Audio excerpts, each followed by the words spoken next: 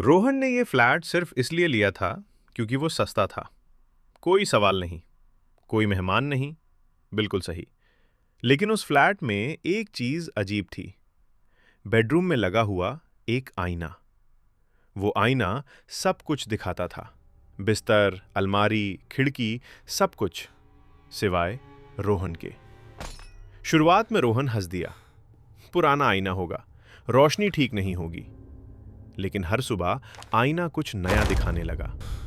कभी शीशे पर उंगलियों के निशान, कभी सांस की भाप, और एक दिन एक मुस्कान जो उसकी नहीं थी। फिर भी आईने में रोहन की परछाई नहीं थी। एक रात ठीक 2:40 बजे रोहन की आंख खुल गई। कमरा बिल्कुल शांत था। फिर उसने सुना सांस लेने की आवाज, न पीछे से न बगल से, आईने के अंदर से। एक धीमी आवाज फुसफुसाई, थोड़ा हट जाओ। अगले दिन रोहन ने कुछ और भयानक देखा। मोबाइल कैमरे में वो दिखाई ही नहीं दिया। सीसीटीवी फुटेज में जहां वो खड़ा था वहां कुछ भी नहीं था। लोग उसे देखने लगे, या यूं कहें उसके आर पार देखने लगे। कोई टकरा जाता, कोई रुकता नहीं, जैसे रोहन वहां था ही नहीं। घबराया हुआ रोहन वापस फ्लैट लौटा। आईना अब बदला हुआ था। उसमें एक आदमी खड़ा था, शांत, पीला, मुस्कुराता हुआ, और उसने रोहन के ही कपड़े पहने थे।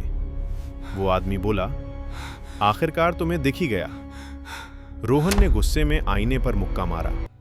उसका हाथ आईने के अंदर चला गया, ठंडा, चिपचिपा, और फिर किसी ने उसे खींच लिया। रोहन चीखता रहा, और वही आदमी आईने से बाहर निकल आया। आईना टूट गया। सब कुछ शांत हो गया। अगली सुबह मकान मालिक ने दरवाजा खटखटाया। दरवाजा एक आदमी ने खोला, मुस्कुराता हुआ। सब ठीक है? मकान मालिक ने पूछा।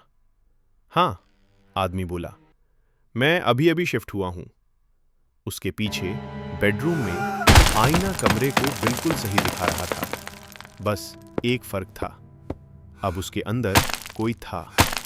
शीशे पर जोर जोर से हाथ मारता हुआ, बिना आवाज के चीखता हुआ।